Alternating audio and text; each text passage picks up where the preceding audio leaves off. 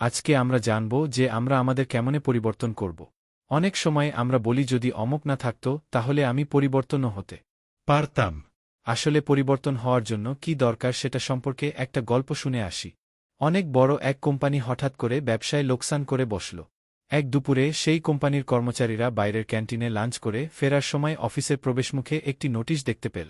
নোটিশে লেখা ছিল, আমাদের কোম্পানির লোকসানের জন্য যে ব্যক্তিটি দায়ী যে গতকাল মারা গেছে।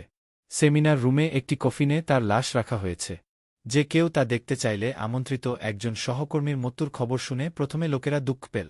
তবে এরপর তারা কৌতূহলী হয়ে উঠল এই ভেবে যে আসলে কে হতে পারে সেই ব্যক্তি। তারা সবাই সেমিনার রুমে এসে একত্রিত হল। সবাই ভাবতে লাগল, আসলে কে সেই লোক যে আমাদের সাফল্যের পথে বাধা হয়ে দাঁড়িয়েছিল। তবে সে যেই হোক, এখন অন্তত সে আর বেঁচে নেই।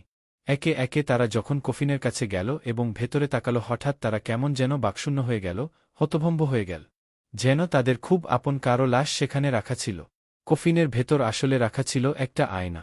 যেই ভেতরে তাকিয়েছিল সে তার নিজের চেহারাই দেখতে পাচ্ছিল।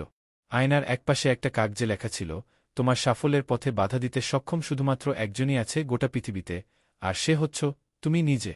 তুমি সেই একমাত্র ব্যক্তি যে তোমার জীবন পরিবর্তন আনতে পারো, তোমাকে সুখী করতে পারো, তোমাকে সাহায্য করতে পারো, সুখী করতে পারো। তোমার জীবন তখন বদলে যায় না যখন তোমার অফিসের বস বদলায়, যখন তোমার অভিভাবক বদলায়, তোমার বন্ধুরা বদলায়। তোমার জীবন তখনই বদলায় যখন তুমি নিজে বদলাও।